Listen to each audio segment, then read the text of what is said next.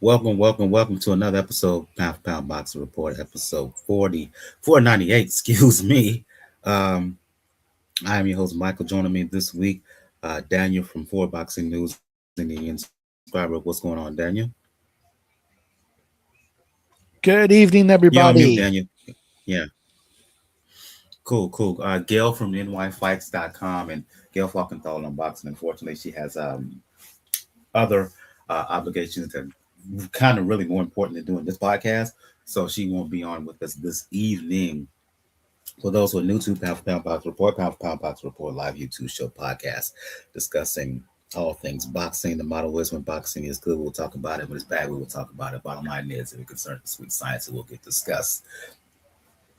If you wish to email us any comments, questions, etc., you can do so at PND, the number four boxing report. Let me repeat that again, PND, the number four boxing report at gmail.com. If you check the descriptions below for those who are checking this out on YouTube, you'll find links to find Pound for Pound Box Report all over the social media space, links to the Facebook page, links to the Twitter page, excuse me, links to the YouTube channel. Um, for those who may be unaware, Pound for Pound Box Report has kind of affiliates now, particularly as it involves in the fragrance space. I'm going to put it up here. If you use the code MICHAELW P4P, you get 15% off on all purchases from the House of Navarre fragrances and the Nazar fragrances. Use the code MIKE15 and you'll get 15% off on any and all purchases from Harmony Parfumes. Last but certainly not least, let donation be the best nation. Um, Cash Me and PayPal donation links below in the description as well. When matters are up to $1, $2, $5, whatever you want to contribute. We will be eternally grateful to help the overall productions, etc. behind the scenes. Let's get things going, Daniel. By recapping fights over the weekend, wasn't a particularly heavy weekend of boxing, um, but still, there was some important bouts. Let's move. Start with the ladies. Temecula, California, to be specific. The return of Amanda Serrano, unified featherweight champion. We now know who she is, right? She was attempting to tie the knockout record for women's boxers.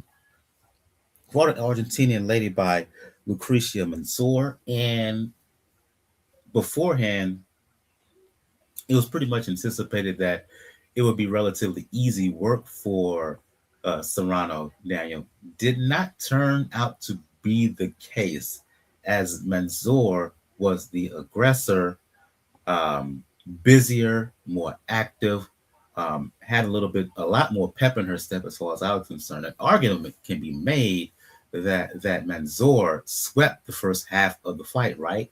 And then, in my opinion, she buckled her with some right hands in round seven. Serrano rallied in the championships rounds in particular, but overall, I thought that Mansour won. But being boxing what it is, Serrano got the benefit of the doubt, won by majority decision.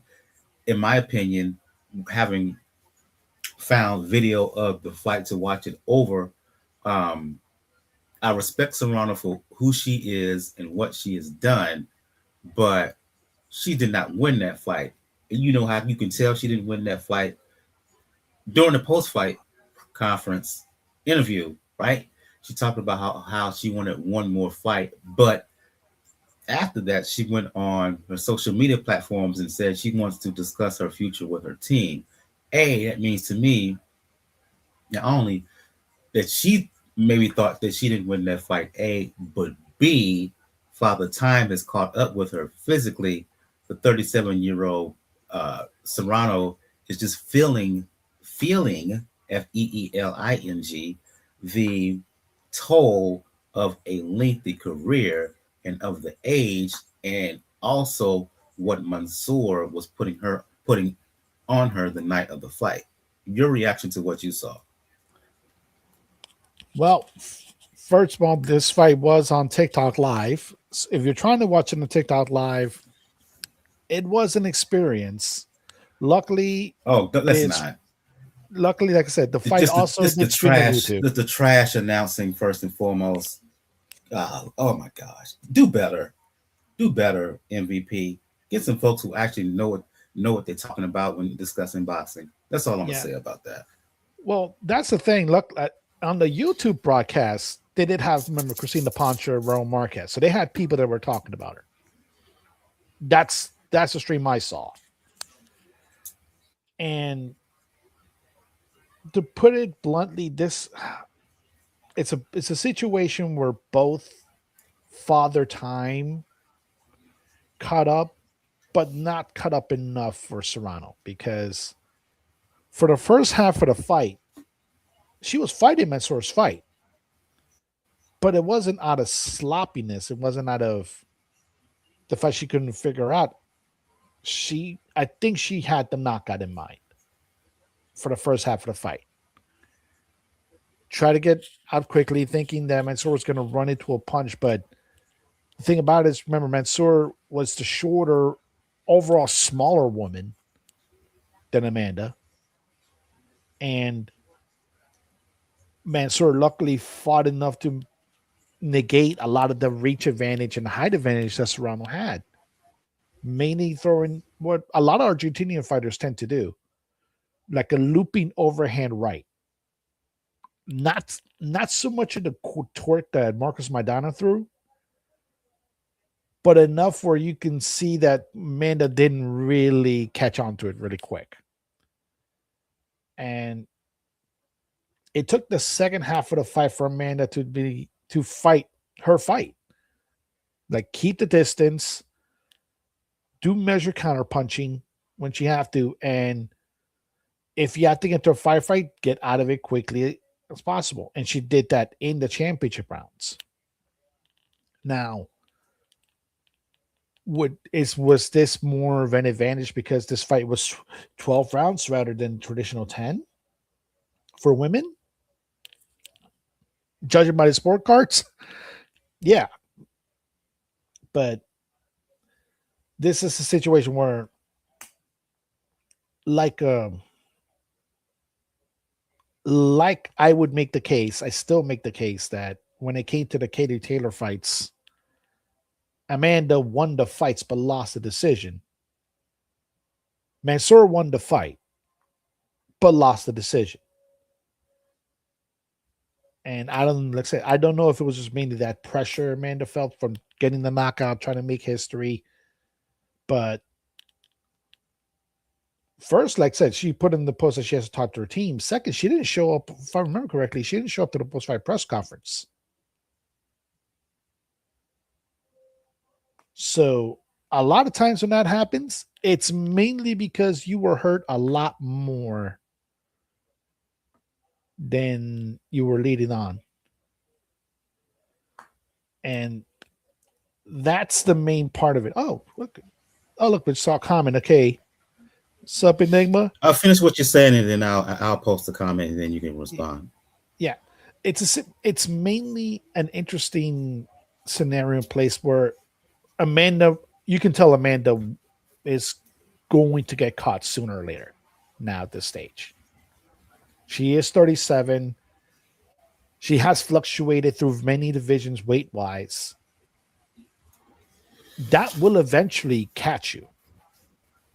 Like what we saw with Clarissa, like I said a couple weeks ago, that's still, like I said, very impressive considering Clarissa's age and the fact that she's a bigger woman than Amanda. It may be time for Amanda to really start thinking over. And I know she did say she wanted to have a victory lap fight in Puerto Rico. It may be about that time.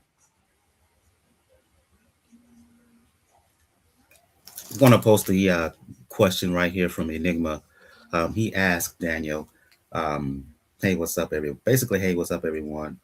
People just want to. He just wanted to ask, "Do you think that Amanda basically walked into the fight mentally unprepared? It was planned to playing and was playing playing keep by each round. Uh, okay, maybe, maybe because during the post-fight interview, she disclosed that there are folks who didn't want her to take this fight. She took it anyway, and to Daniel's point, and I agree, she seemed just hell bent on just trying to knock her out, knock her out. Oh, okay. Keep up by each round. Okay, now I got it. Thank you. Thank you for the clarification. Um, it seemed that Serrano was just trying to go strictly for KO, strictly for KO, strictly for KO, right? And while she adjusted, she was also in there against someone who's younger, a lot more vigor, and really, really hungry. In short, I think this is where age also could have played into part, right? When you're younger, you can kind of flip the switch, Daniel, physically, quicker, in an instant almost. Particularly if you have the right cornerman who basically telling you, you got to change your strategy here, or if you as a fighter can sense that something is going awry, you can switch things up. It's the revving.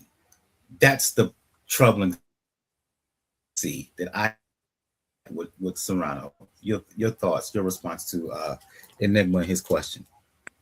All right. Well, Enigma, to put it this way, and it wasn't that she was unprepared in many ways because she's fought fairly well. She's fought people that are smaller than her. I just meaning that I think the fact that she's this close to breaking Christy Martin's knockout record, I think that's what she had in mind. And she more than likely figured, okay, if I let Manzur get into a little bit of firefight, I'm going to catch her with a shot. That can only work for so long because we have to also look at the age difference between these two. Amanda's 37. Manzur was 27. And something else to keep in mind when it comes to mentality, Manzur leading up to the fight, they mentioned Amanda as like one of her idols. And we've seen in fighters, there's two things that happen if you fight somebody that is your idol, somebody that you really admire.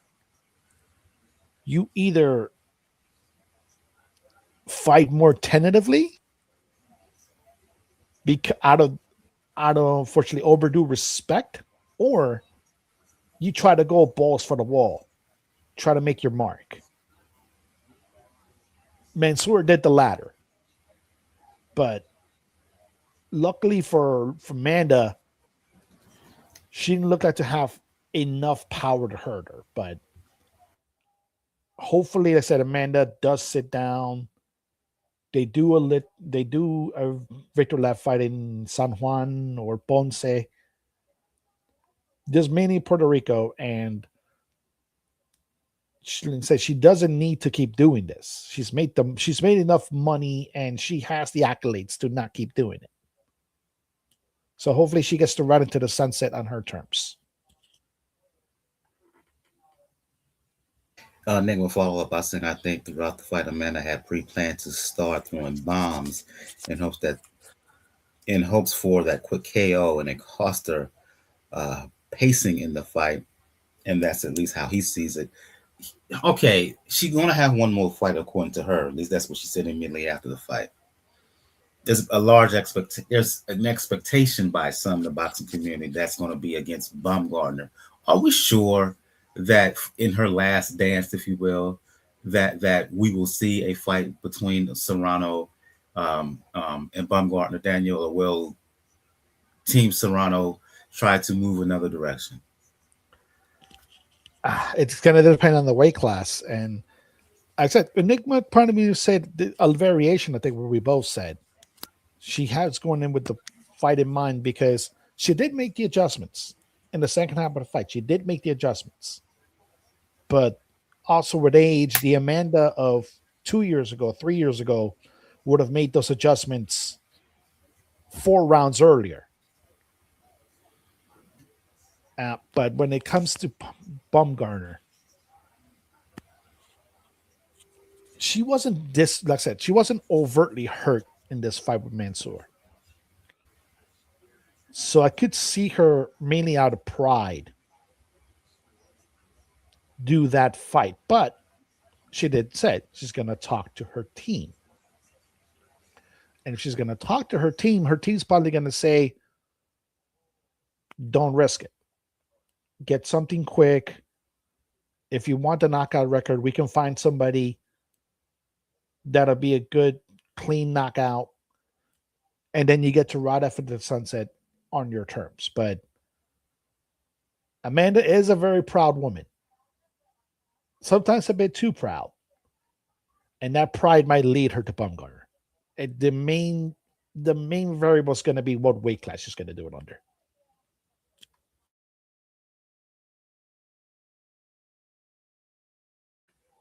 Oh, and Let's move from California to Vegas, right? Um, I guess the highlight fight, quote unquote, if you will, was the battle between Rolly Romero and Teofimo Lopez, right? Romero making first defense of his WBA belt at 147. I'm sorry, Daniel, if I don't sound too enthusiastic in the aftermath of that fight because I wasn't that enthusiastic while watching the fight. That fight was very mid to me, right? We talked about it last week, and I said on balance, Teofimo is the quicker guy. He's the better boxer. He's the more athletic guy. And style wise, Rolly suits him. And basically, that's the way it played out. I didn't see Rolly do much of anything except land one big punch. I think it was around five that mhm. got Teofimo's attention. Outside of that, I was like, yeah, okay, Teofimo got cut, but okay, that happens in the fight. Rolly was ticked off afterwards, um, right? Teofimo got the decision. I felt that he was going to win beforehand, and I'm like, hey, Rolly, what were you doing? Particularly during the championship rounds where everything was at stake, and you seemed to just stop fighting. A, B, I'm looking at Teofimo long term at 147. I just don't see it. I just don't. He's lucky that a Boots Ennis or Virgil Ortiz is still not at 147, right? He's lucky he's in the position that the welterweight division is in the state that it is in now. And even then, I'm just like, yeah, Devin Haney on his A game beats him. Um, I think Ryan Garcia, though I have my questions about him still, I think Ryan Garcia could beat a Teofimo, particularly if Garcia improves on the form that we saw against Barrios. Um, he gets a belt, Teofimo. He's a three division champion, but that does that anyway make him an elite fighter? I never thought he was an elite fighter before this contest, and I still feel the same way afterwards. I was just like, okay, the fight happened between these two. I just got nothing from it, from either guy. Well, looking at it, like I said, this was one of the fights that I scored live on Twitter when I was watching it because I wanted to see first which version of Teofimo was going to show up, and second to see if Rolly was going to do anything different than what he normally does. And to answer the question, Teofimo technically for a good amount of the fight fought down to the competition. I'll give Teofimo a little bit more credit. I think if he was a little bit more motivated, he probably would have gotten Rolly out much sooner, probably within the first third of the fight. But with Rolly essentially really not doing anything but just trying to hopefully land a perfect right hand, he really didn't do anything outside of that fifth round where he did land a good shot that wound up cutting Teofimo a good amount. And you would figure, okay, Teofimo's cut, you can tell it's a cut that his corner is going to have a little bit of a hard time controlling if you target it. Like target the shot, see if you can make it a little bit harder for Teofimo first to see out of that area, which was around the right side of his face, which could probably help you land that right hand. And Rolly did absolutely none of that. Absolutely none of that. And much how we talked about the scorecard for Serrano Manzur, this first of all, this fight, the fact this fight went into a decision should be a strike against Teofimo. And then second, I was about to second mainly, those scorecards were. You can make an argument that Rolly may have won 2, 3 rounds at most, and that's if you're being generous. Yeah. I scored the fight 119, 109. 11-1. Because Rolly did absolutely nothing. And Rolly's reaction, I really thought, like, okay, you really thought you were the Vegas fighter. Like, in my mind, like, he really thought he was the Vegas fighter and he was going to get essentially the Floyd treatment. And if he's getting the Floyd treatment,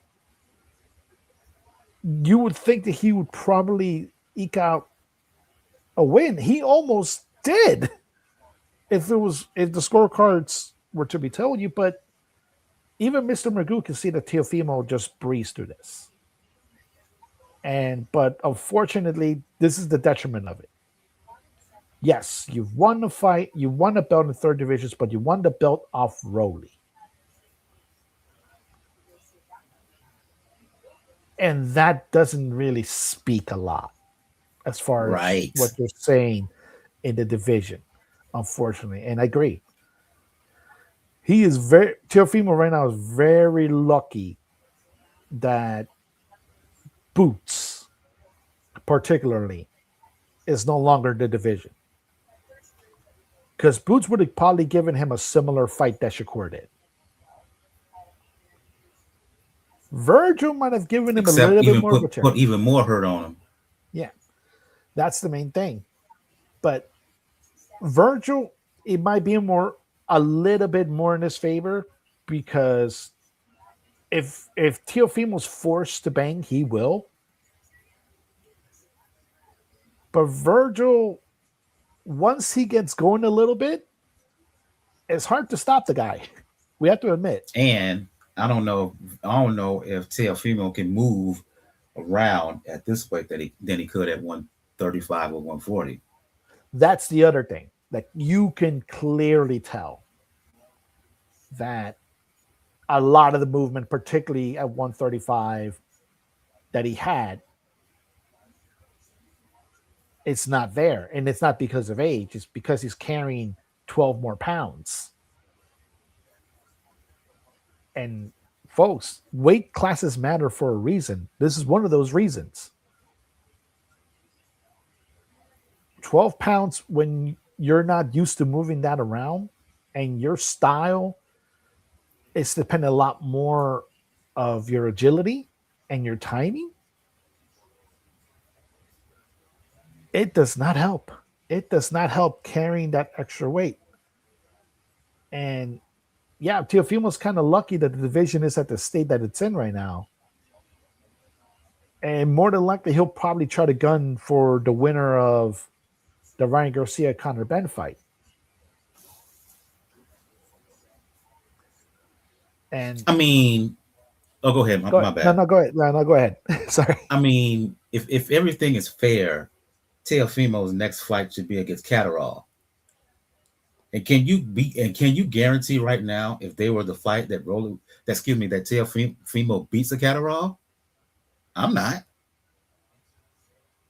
This is one of the things why I mentioned it. It feels like Teofimo fights to the level of his competition at times, and sometimes it does cost him. We have to remember it cost him against George Cambosos. So it's a situation where he'll probably raise his game because Catterall has been more established at welterweight. So he might step up his game a little bit there. But again, his best weight was 135.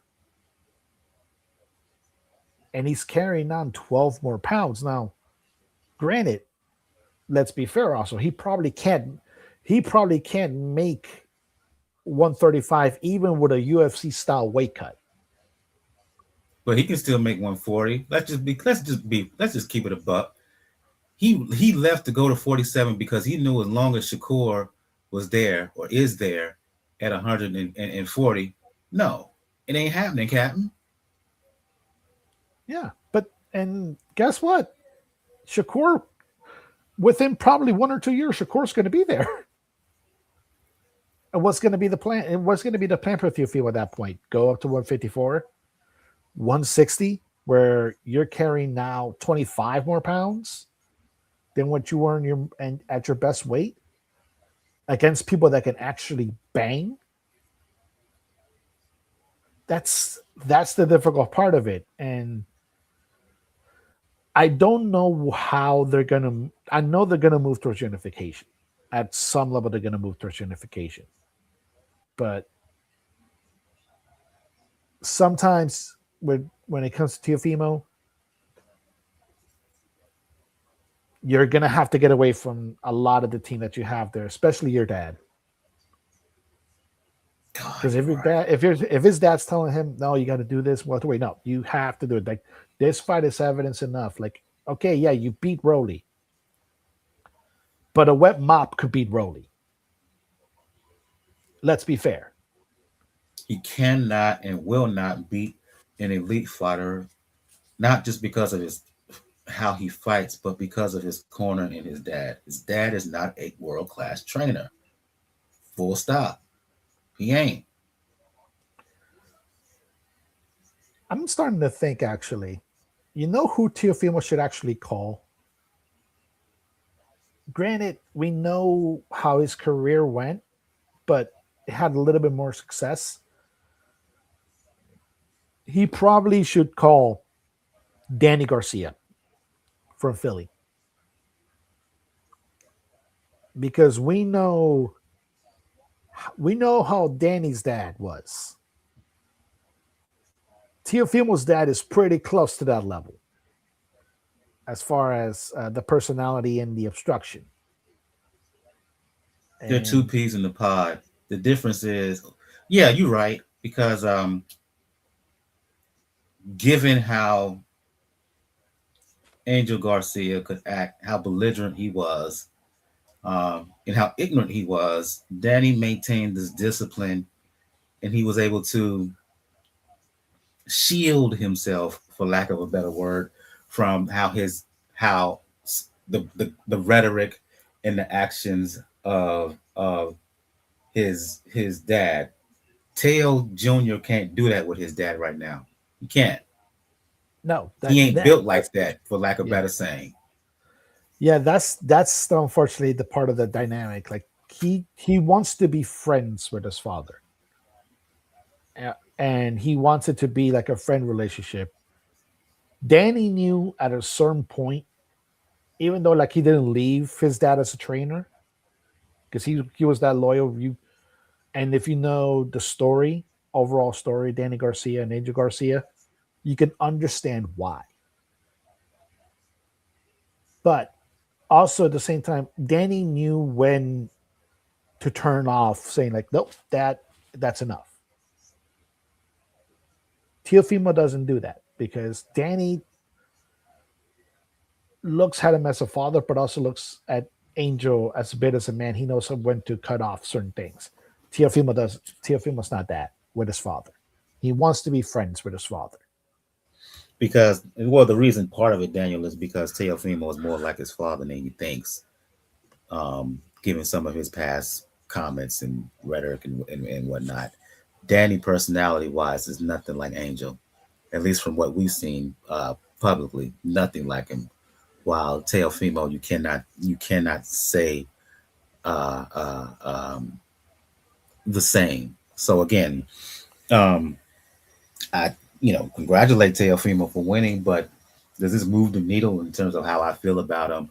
No. Where does he fit in a weak welterweight division? It's up in the air because the division really hasn't defined itself. I mean, you got Garcia fighting Ben, right? Mm-hmm. Um, the IBF champion, yeah, um, is a muddled division right now. No one has really uh, um, set themselves apart as the man, for lack of a better word. So he's muddled in the mire of muck of a division that's just right now. That's pretty mid. Let's move on to some news here, and shocking is the only way I can put it. Um, um, Daniel, news out of South Africa as the day of um, the day of Teofimo and Rolly and Teofimo, right? We got word from South Africa that two division champion Zolani Tete shot and killed in his home country of South Africa. The events, I'm not going to go into all the details because it's wild, for lack of a better word, but I'll just give like the general rundown. Apparently, leaving a gym session with an accomplice, a female accomplice, um, Tete, while waiting to basically for the gate to open for him to enter his place. Um, he was kind of accosted, shot and killed. There are more detail that has come out that's kind of disturbing. I'm not going to get into that. There has been an arrest. I found out hours before this live recording, but I want to stick to the fighter, Tete, right? At his best, damn good fighter. Um, champion at 15, I believe. Yeah, champion at 15 and 18. He was so highly touted at one point that when he was champion in 18, there were thoughts of him fighting Inoue. He was in the World Super Series tournament, right? But things kind of took a turn for the worse when he lost to shocking stoppage loss to Casemiro in what was it, 2019. His career never really fully got on track. Ultimately suspended for taking illegal substances. Um, 4-year ban. He was attempting to make a comeback at age 37, 38. And then you had this unfortunate event happen. Your thoughts on the surprising, disturbing passing of Zolani Tete? Yeah, we remember Gail wound up sharing the news because she was at the Teofimo fight, and that's how she heard about it. And it is very shocking. Yeah, I agree. Like when it comes to broadcasting and the podcast, I don't really want to get into the details of what led to this tragedy because it is a tragedy. But when you think of Zolani Tete, when it comes to the line of South African fighters, he started to look to me like somebody you would think of as like an heir apparent as far as like the lead fighter in South African lower weight classes to Hiki Butler. And if people don't know who Hiki Butler is, he was a perennial contender in the lower weight classes from 105, I believe, to 112. Perennial contender. And for a while, he was South Africa's most known fighter in that weight class until Zolani Tete came along and started proving himself. And I remember that run he had in the World Boxing Super Series. I remember that talk with a young Inoue at 118. And at the time, a lot of people were giving it were actually having it as a coin flip fight because Tete did have power, pretty decent power for that weight. But yeah, after that loss to Casimiro, and that's one of the bad things. It sometimes it only takes one loss where you can't really recover your momentum from it. That's what happened, unfortunately. You have that also popping dirty, having that long suspension, and trying to come back at this age when you're especially an older fighter. It can be very hard, very hard to do so.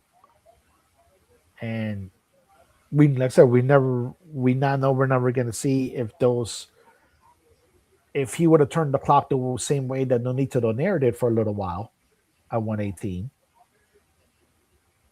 But again, my condolences to the Tete family, said wife.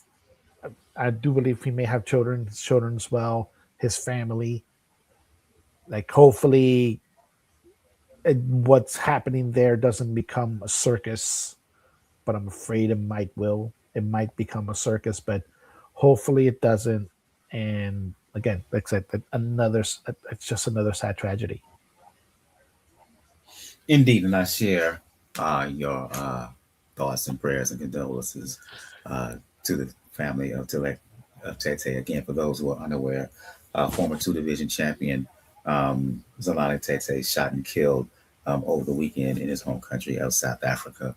Didn't put this in the docket, but now that Virgil Ortiz has mended ways with Golden Boy, he wants to get back to fighting, wants to fight before the end of this year, and it looks like Golden Boy is trying to stage a fight between him and Mel Mel Charlo. Mm-hmm. Daniel, details, please. Yes, Virgil looks to be, he wanted to try to get a fight with Boots. He first tried to get out of the contract with Golden Boy to do that fight. It didn't happen. Obviously, they tried to go through arbitration. They wound up mending fences, and now that Boots looks to, like I said, has eyes set on another fight and not Virgil. Virgil wants to still have a fight in November. But interesting enough, yeah, from Ring Magazine, it looks like the main target is Jermel Charlo. And the interesting part is the weight going to 160. And that part to me is interesting. First, like the fact that Virgil is trying to get, like I said, a fight fairly soon, which is good because sometimes idleness doesn't really work. And especially with the issues that Virgil has had when it comes to maybe weight cutting when it comes to fights. So this would be an interesting opponent because Mel has not been in the ring for a good while. Neither Charlo brother has been in the ring for a good while, to be fair. And from what I've seen, they said the targeting is 14th. And what's interesting is if he doesn't get the fight with Mel, he's either wants to target either Tim Zhu or Arslan de Lara. Those are three interesting choices as far as the fighters that you want to get at 160. Granted, like I said, Tim Zhu, we can admit it, he's not the fighter that he was at 154. Looks to be in this case, if we can take that Spence fight to any account, and Laura's in his 40s, but on the Cuban birth certificate. So we don't know how much he has left. So, but it's a good thing that Virgil wants to get something in the book, something to get trained, something to Haile Appetite rather than just sitting idly by and just waiting for this fight with Boots to come. If he makes his case at 160, maybe he can make the case for Boots to come over, particularly if he can try to get the fight with Laura, because then that will be for a belt.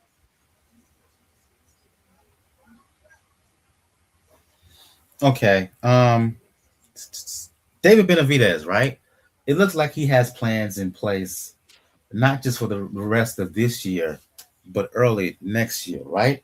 Now, from my understanding, Daniel, it looks like that. Let me get this straight. Let me get this straight. His next bout for Benavidez will be in December in his home state of Arizona, right? Against Sislak, who is the interim WBC champion, right? And should he win that, wait for it. It looks like the plan, at least from the side of Team Benavidez, they want Jai Opatai Cinco de Mayo weekend 2027 in Vegas. Yep, that If is that comes into fruition, yeah, let's do no, no, this. Let's do this. yeah, that'll be the fight to make.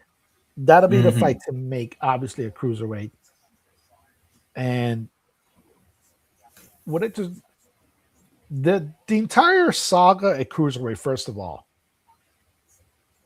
we can admit has been a grade A clusterfuck. Yes, it has. It has been a complete and utter clusterfuck ever since Benavidez beat the brakes off of Zurdo Ramirez.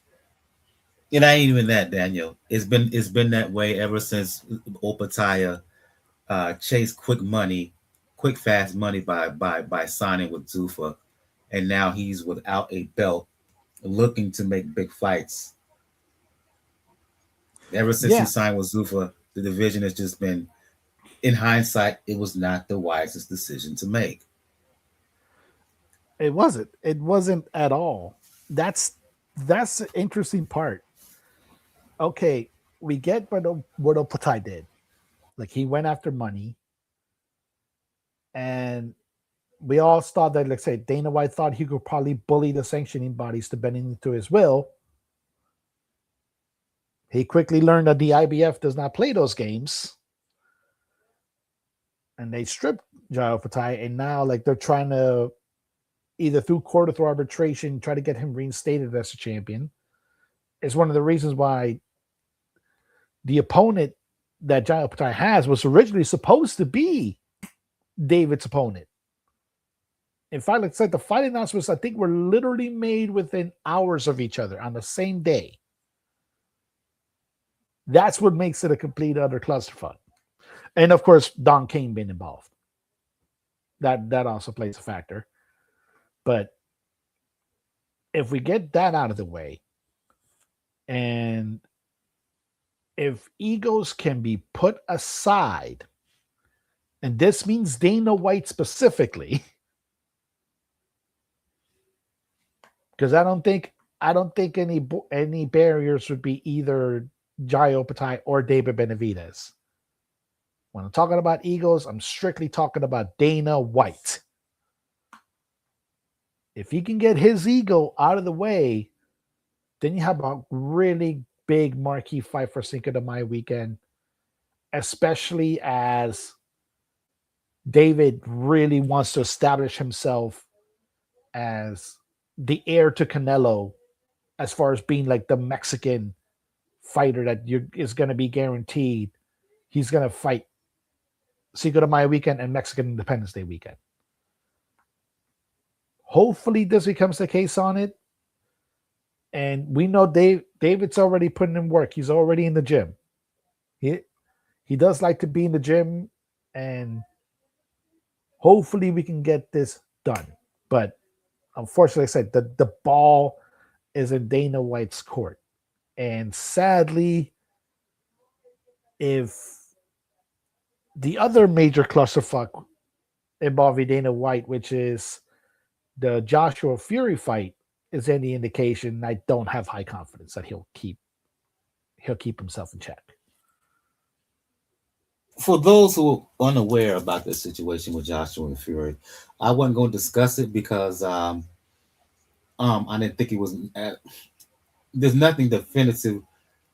There's just rumors and scuttlebutt right now. But for those who don't know what you're talking about, give some explain, please. All right. Well, one thing, folks, that people have wanted to actually put down has been first that the fight between Anthony Joshua and Tyson Fury was going to happen, and we remember there was an announcement that this fight was terms were signed for, and that the fight was going to happen in Madison Square Garden. Now, I know you, me, and Gail, we've had the discussions both on the podcast and outside the podcast about the fact that even though we get MSG, this fight should not be in MSG. It should be in Wembley. It is a fight for British fans. It is a British Maypac, and both good and bad. And that should be for British fans. But ever since that announcement, other details have come out. First, the fight's going to be on Netflix. Netflix had a date for the fight, and then suddenly it changed into coming soon. And now, fortunately, the latest hiccup has come out because Eddie Hearn, during his rounds, he's accused TKO, and if we're talking about TKO, he's talking about Dana White, leaking emails regarding the negotiations. I'm taking this story from Boxing Scene, folks. It said talks of a staging a long overdue contest between Anthony Joshua and Tyson Fury appeared to hit a standstill after it was revealed that the event's chief financier, Turki Al-Sheikh, was looking to take the fight stateside. However, in Joshua's contract, it stipulates that the contest must take place in the UK. And I know Lance Pugmire, really good reporter, like one of the really best reporters, are still tied to a major national publication when it comes to boxing. He reported that last week, the details of an momentum sent to Saudi Arabia's event management entertainment company, Sella. Remember, Sella's one of the owners of Zuffa Boxing. That they were sent from them to Matchroom to the demand to accept the fight taking place in Madison Square Garden. So unfortunately, it looks like we're right back where we started. And I can see why people don't want to talk about the details when it comes to this, but this is the unfortunate issue that we have to deal with when it comes to the fight in these two. There's only so many tuna fights that you can have between in the heavyweight division involving Anthony Joshua and Tyson Fury. And the more tuna fights that you So have there's trying the to delay. update on that. Will that fight Say again, I'm sorry. happen? Fingers crossed. Will we see an eventual fight between Benavidez and Opetaia in 2027, Cinco de Mayo? At least that's what Benavidez is shooting for. We'll keep you updated on both of those situations. Let's move on to talk about, to preview some fights here in the focus. The bulk of the attention of the boxing world will be in the UK. Daniel, two separate cards to taking place Saturday. Um, Start with the ladies in terms of previewing some of these fights. Um, Chantelle Cameron, Mikaela Mayer, right? Unification bout at 154 pounds. I still see Chantelle Cameron as a 140 pounder, right? Um, I still kind of see a Mikaela Mayer as more of a welterweight than a 154 pounder, but these ladies do have belts at junior middleweight and they're fighting each other in unification bout. Here's the thing for me, Daniel. I think physically, Mayer is more suited at better suited at this way than Cameron. I think because of Mayer's height, because of her reach, and because of her jab, I give her the advantage here. Chantelle Cameron is a really, really good fighter, but I just don't know how she's going to be able to penetrate that length and that wingspan, and how she's going to combat the jab of Mayer. I'm going with Mayer here by decision. Yeah, this should be an interesting. It should be an interesting fight, just because you always want to give Chantal Cameron a chance. She's good enough to be given a chance, but this is the thing. Mikaela obviously is the taller fighter, has the longer reach. She's tall for her division, and the heavier weight classes tend to suit her. And not saying that she's already looking ahead, but she knows what's waiting for her if she wins this fight. If Tam Tebow cannot get the fight with Clarissa Shields, she's probably the one next in line to get a fight with Clarissa. And we've seen the crowds that Clarissa can gather, particularly in the Detroit area. So we know that's major money that's being put on the table. And we also do know that when it comes into that, Mikaela tends to fight with a chip on her shoulder, and that's usually the best Mikaela Mayer that you're gonna get, as far as having an exciting fight. I do expect it to go to by decision. She'll most likely win. I wouldn't be surprised if it is a close fight, though.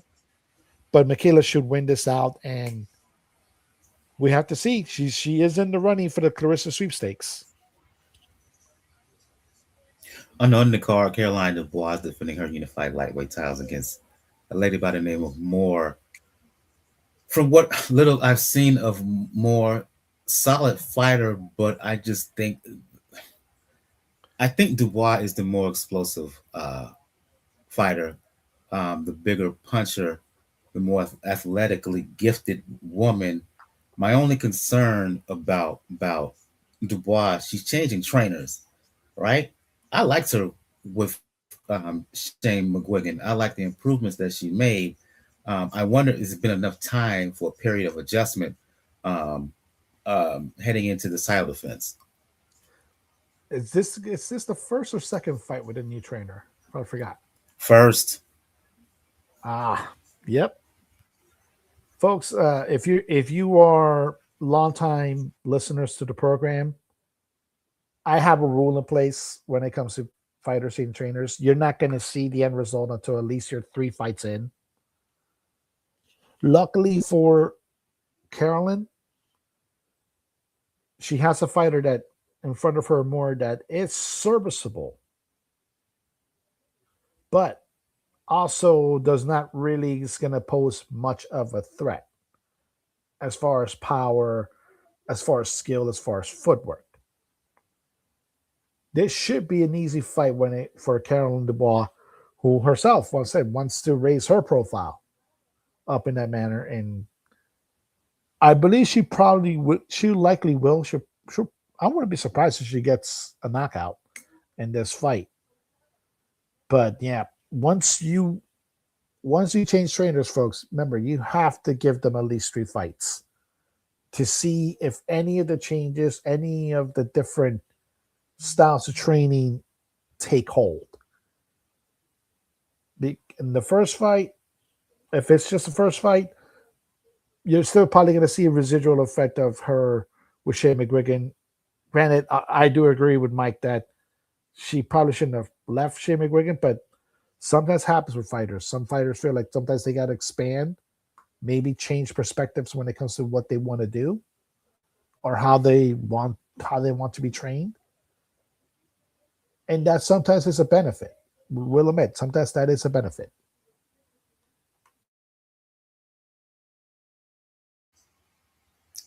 also happening in England in and around the same time over in London. Um, Interesting battle as far as I'm concerned. Moses Atuma, you hear all the talk about him, particularly over in the UK. They think of him as the next great fighter, the next great heavyweight, the next great fighter from uh, that England has in the UK has produced, and um, possibly the next great heavyweight, right? Been destroying guys, right, on his way up to this point. He fights Filip Hrgovic, who is a veteran and a veteran with power. Hrgovic, throughout the lead up, is just basically saying he's going to school and take advantage, use his experience against a guy who hadn't faced any real adversity. While he's right there, Atuma hasn't faced any real adversity. Could it be a situation where it's just a matter of just overall talent?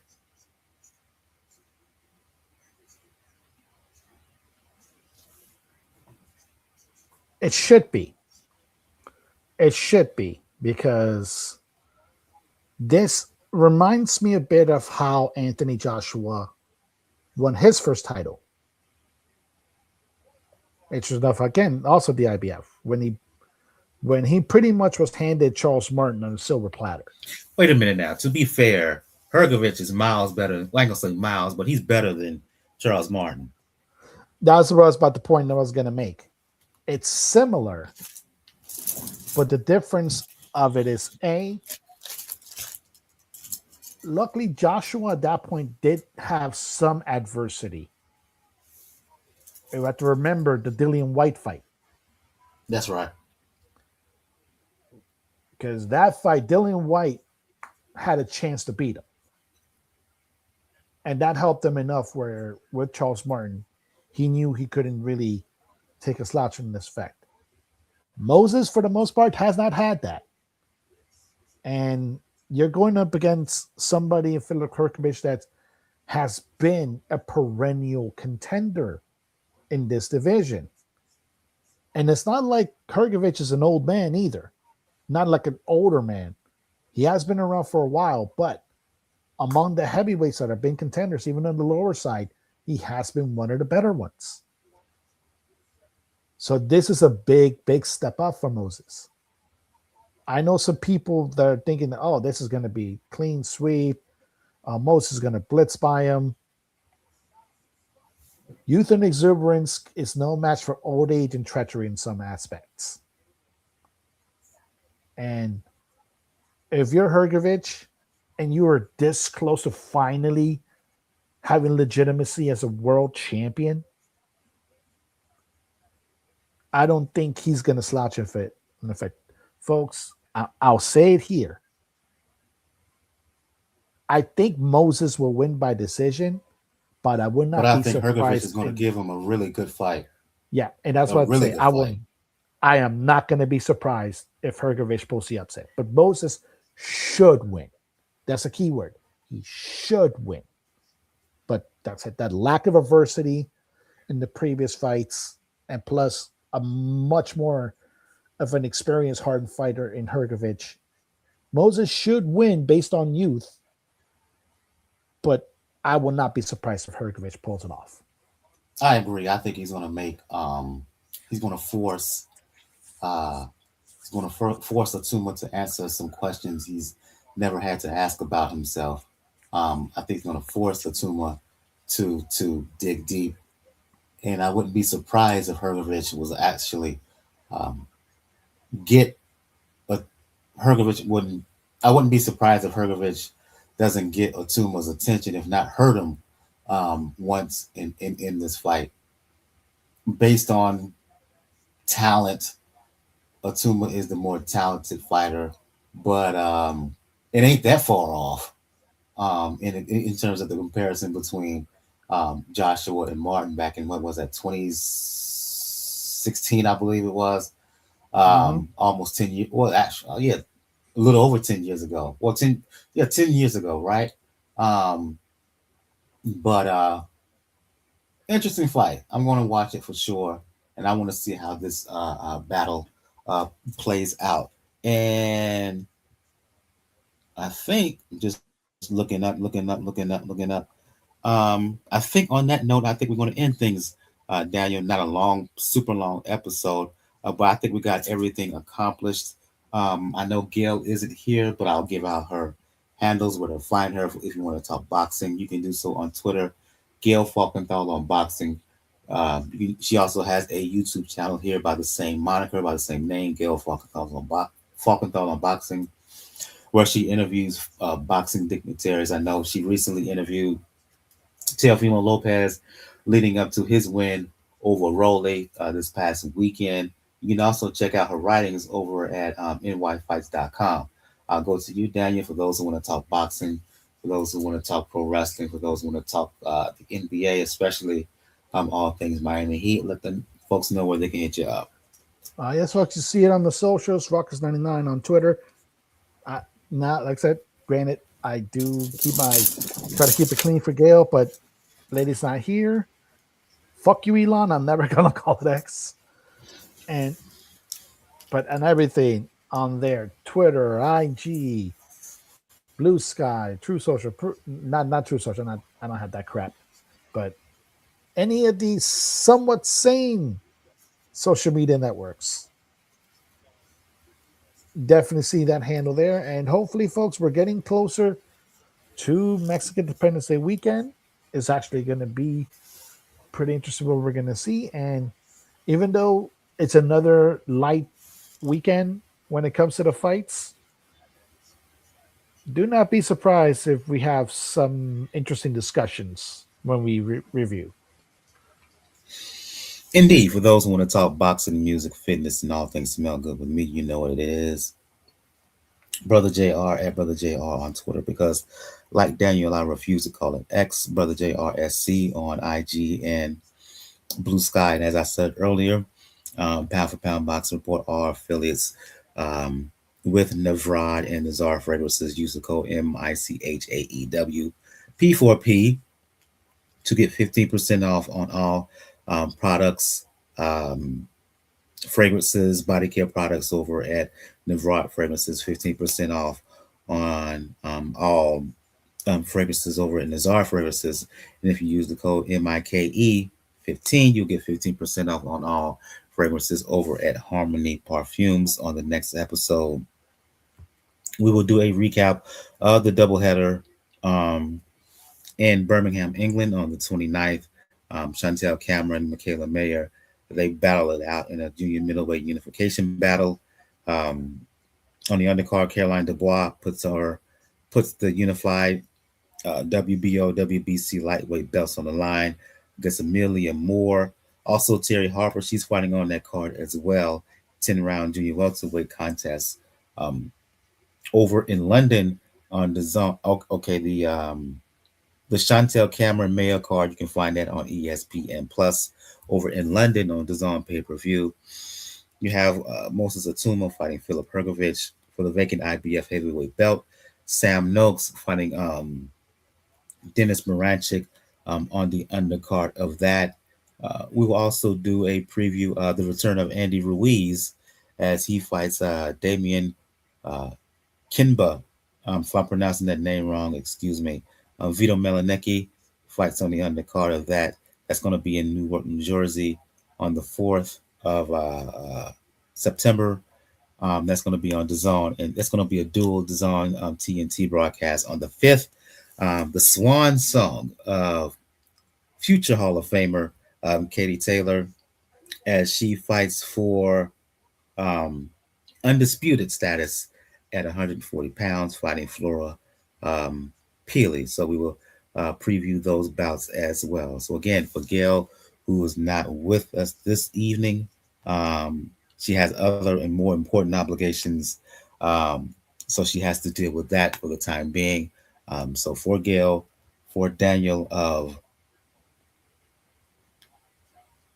for Daniel for Boxing News in the Inscriber.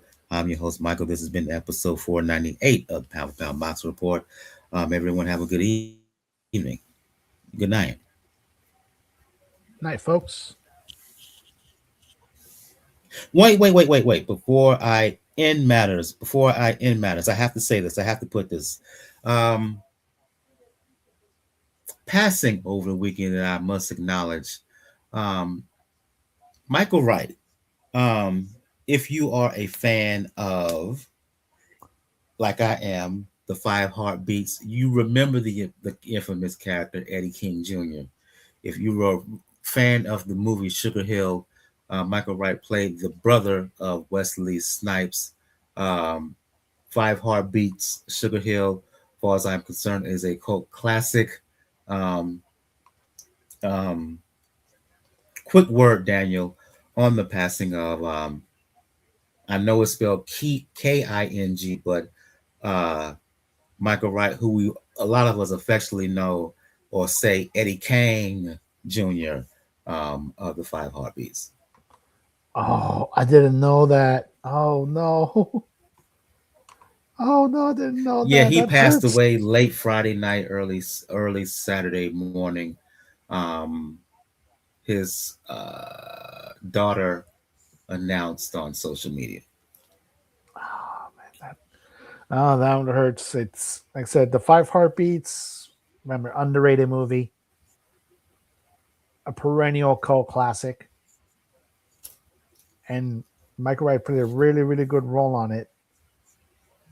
And fortunately, yeah, it hurts seeing, like I said, a lot of the people my age, Mike's age, that we seen either on the big screen or the small screen slowly leave us. And even people that are younger than us, I forgot the name, unfortunately, of the actress too that recently passed away as well. That was in Nashville. And Heroes, Save the Cheerleader, Save the World.